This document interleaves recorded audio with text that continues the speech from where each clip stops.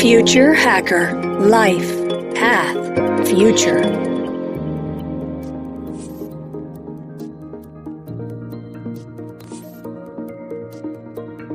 Olá pessoal, bem-vindos de volta aqui, um papo ótimo com o Tassinari. Ô Tassi, vou te falar um pouquinho, cara, ainda pegando um pouco na empresa que você está trabalhando, como qualquer outra empresa, né, ela teve que transformar nos últimos tempos, né, com o objetivo exatamente de se adaptar às mudanças do mercado digital, mobile, etc. Como é que vocês estão preparando para a chegada do 5G e do IoT, que teoricamente ele vai exponencializar os dados a números nunca codificados? A empresa já está se preparando para isso, sim. A gente está fazendo um upgrade, vamos chamar assim, para explicar de uma maneira simples, em todos os nossos sistemas, em tudo que a gente trabalha, em todas as tecnologias e plataformas que eu mencionei, de audiência, engajamento, monetização.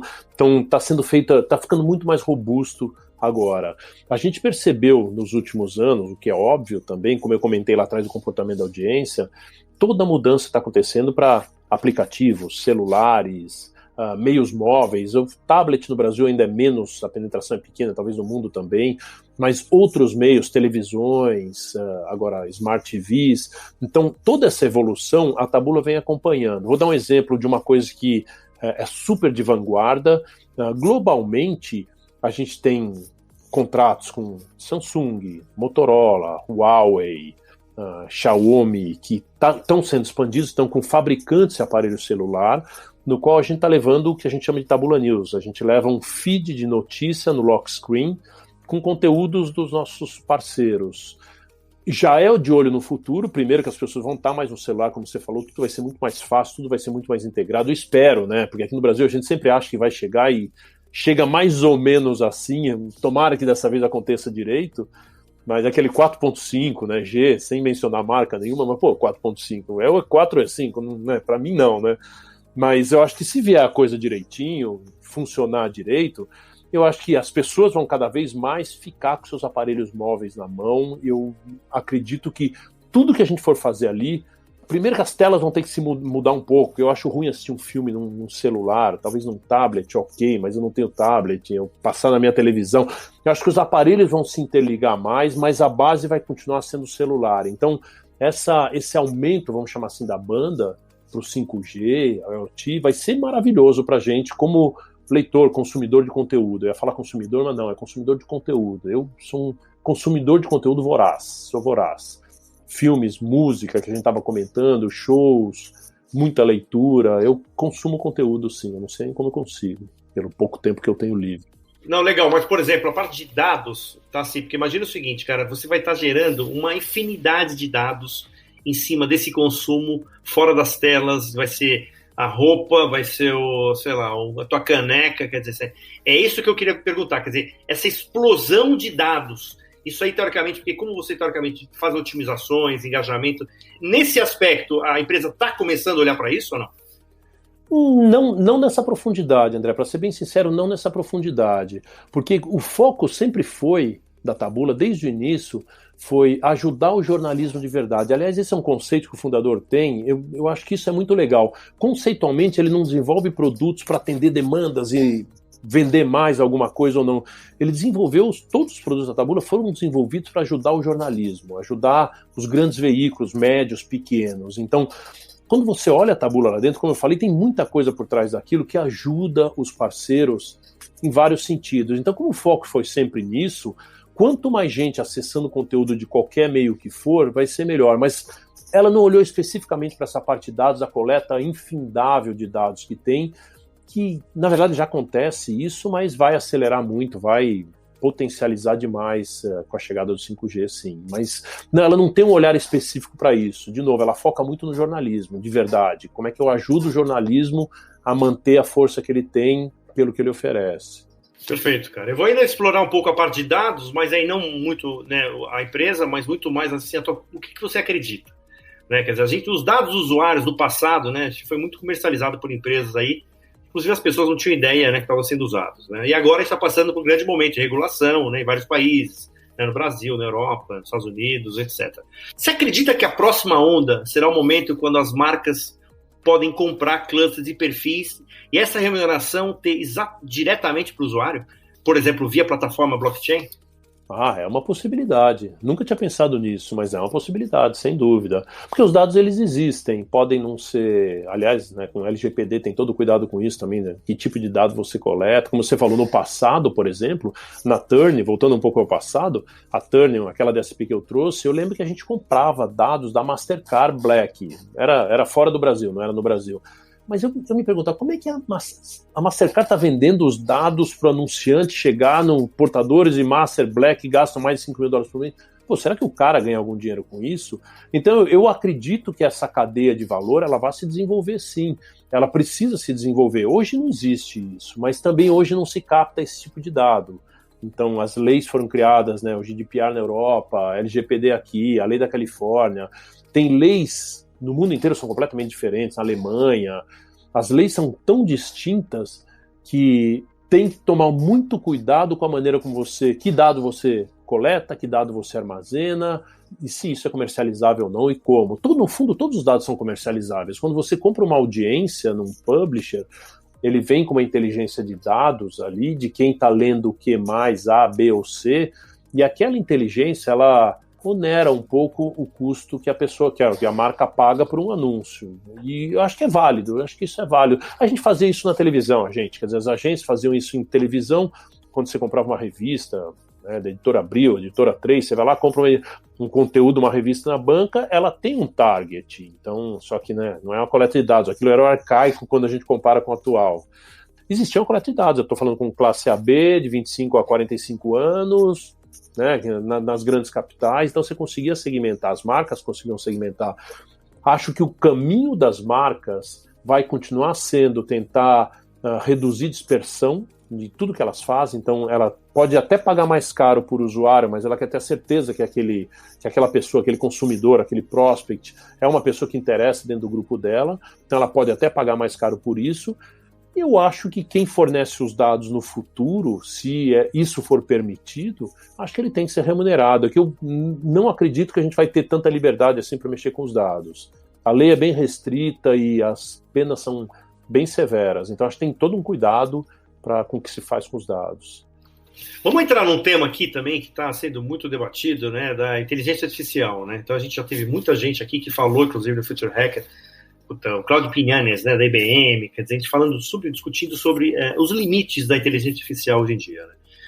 Então, assim, o que a gente percebe é que hoje vocês não colhem mais os dados pessoais de ninguém, né? Quer dizer, ou seja, né, estamos chegando aí na fase que a gente não usa mais o cookie, né? O cookie já teoricamente saindo um pouco de moda aí.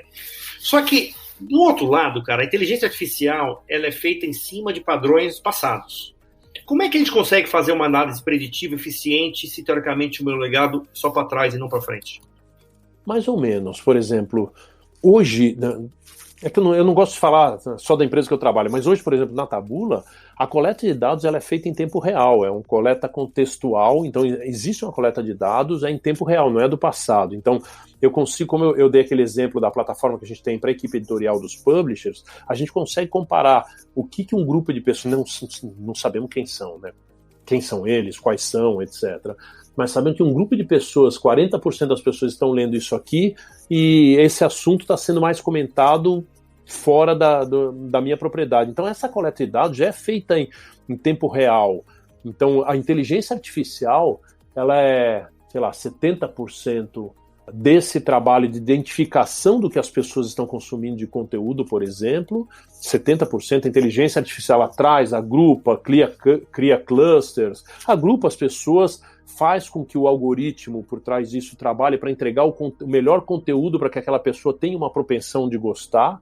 Então o algoritmo trabalha nisso, mas tem intervenção humana, é importante ter o cérebro humano por trás. Eu não acredito só no algoritmo puro, eu não acredito, acho que tem que ter uma intervenção humana. Em empresas como a nossa, por exemplo, como eu citei, tanto na parte de avaliação de conteúdo, como na parte também de publicidade, monetização, existe uma intervenção humana sim, para melhorar. É o momento que você faz a avaliação do que o algoritmo está te entregando, do que a inteligência artificial está te entregando. E a partir daí você consegue oferecer alguma coisa mais vantajosa, seja para a marca, seja para o publisher, seja para o leitor. É um mix disso. A inteligência artificial ela vai ganhando velocidade, qualidade, ela vai ficando cada vez mais aprofundada, mas ela sozinha eu prefiro não. Eu eu não me sinto tão confortável, porque erros acontecem, né? E eu acho que quando você está numa coisa, uma inteligência artificial, num deep learning, a informação que você coleta de lá, ela vai vir empacotada de um determinado momento. Se não tiver uma análise humana em cima daquilo, eu não sei realmente o valor que tem, se tem todo esse valor que a gente pensa. Eu concordo com você. Tá, assim, inclusive, assim, teve uma vez que eu participei de uma entrevista, foi muito interessante, cara. Uma empresa que tudo era baseado em cima, né, de algoritmos, né? Teoricamente, o usuário ele era remunerado em cima do alcance das notícias que ele gerava, etc. Então, assim, não tinha zero de intervenção humana. E eu fui fazer uma entrevista, eu fui para Londres, cara, para falar com o cara. E ele falou assim, André, eu quero que você faça aqui uma pesquisa aqui, primeiro para fazer o que seria o modelo de negócio, faz aqui um DRE. Só que quando eu comecei a checar a qualidade do conteúdo, eram as coisas bizarras, assim, era uma coisa assim, tipo, só de acidente, só de coisa, quer dizer, aquilo efetivamente, quer dizer, a semântica não funcionou, né, quer dizer, assim, foi usado ali, dado apenas do alcance de audiência e a qualidade, assim, você percebia claramente um curador, um editor que olhasse para aqui e falasse, não, isso daqui, eu não posso postar isso daqui, mesmo que isso aqui esteja atingindo tantas milhões de pessoas aí.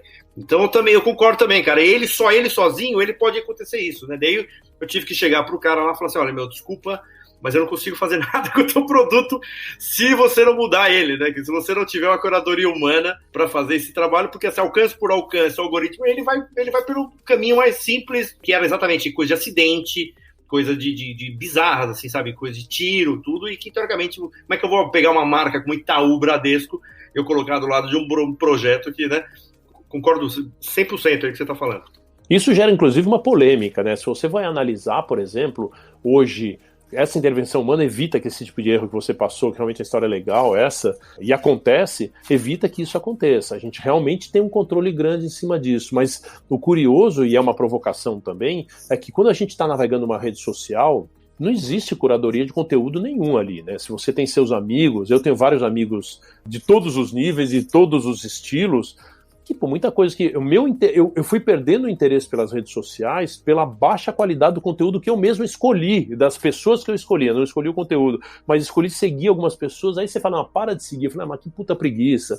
Eu acho que quando você permite que na rede social, e você citou um banco, uma montadora, o anúncio dela pode estar dentro de uma rede social perto de um conteúdo tosco, ou conteúdo surreal, vamos chamar assim, né? Tosco era dos meus amigos, mas assim, surreal é uma forma mais educada. Mas a marca muitas vezes está lá e não existe curadoria ali. A princípio, agora estão tentando fazer do lado político, mas não existe a curadoria de qualidade de conteúdo em rede social. Pré-pandemia, né? Agora, durante a pandemia, tá tudo... É muito difícil ainda, né, fazer isso, não adianta. Mesmo que eles queiram ali enxugar um pouco, né, gelo, né? Total.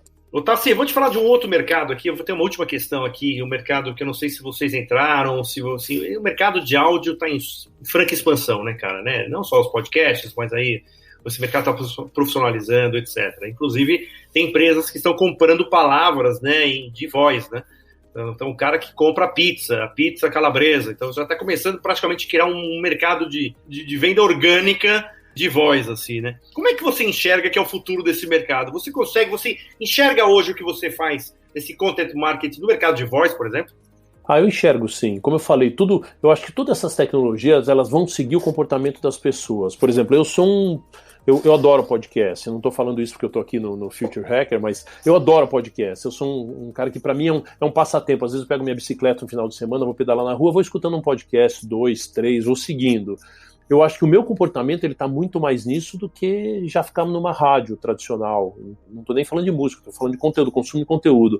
Então eu acho que o áudio ele vai, de novo, com a mobilidade que a gente tem de levar o áudio na mão, no bolso ou na bolsa, ele se torna tudo muito mais acessível. Então eu acho que a evolução que o mercado de áudio vai ter, eu não vou nem comparar, porque não dá para comparar com rádio, televisão, mas ele vai seguir uma tendência de um grupo de pessoas, ou do universo, na verdade, do mundo inteiro, que estão com mobilidades. Eu estou com o celular na mão o dia inteiro, você também, a noite inteira, enfim.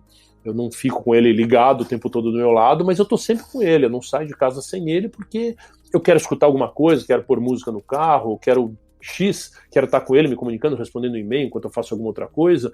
De novo, o comportamento da audiência, dos leitores, dos consumidores, vai ditar o valor da grana investida no mercado de áudio. E, de novo, eu acho que é um mercado crescente, sim, bastante. Eu acho que os aplicativos, podcasts, estão trazendo a gente muito mais para esse consumo de áudio do que a gente tinha. A qualidade dos fones de ouvido também. Eu tô aqui com fio, mas naturalmente eu também tenho aqueles Bluetooth. Pô, é maravilhoso aquilo, isola o som em volta, sem fazer propaganda de nenhuma marca, mas isola o som.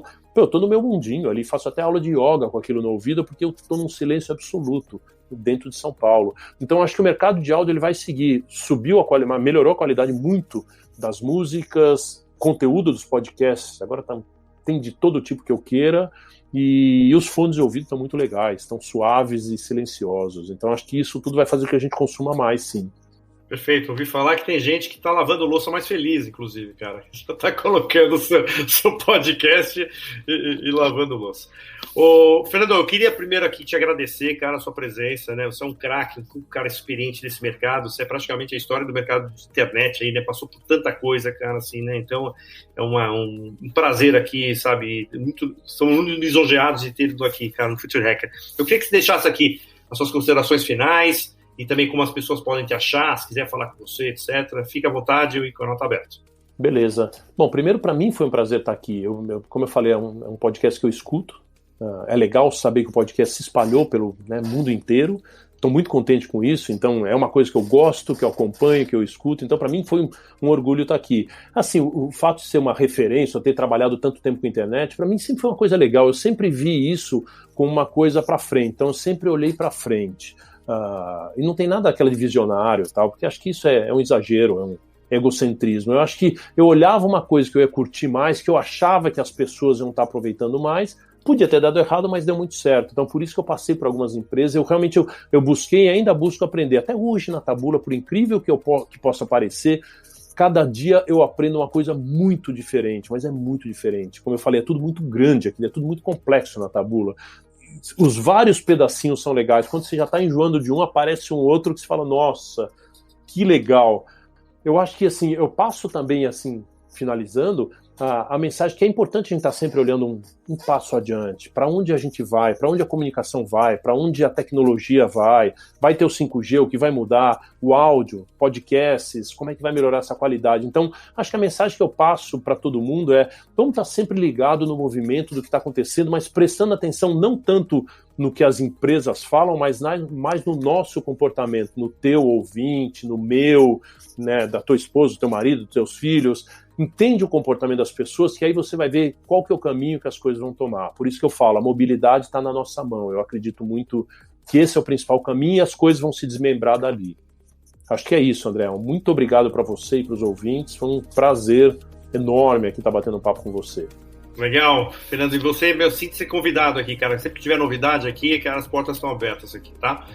Pessoal, muito obrigado. Até a próxima. Future Hacker. Life. Path. Future.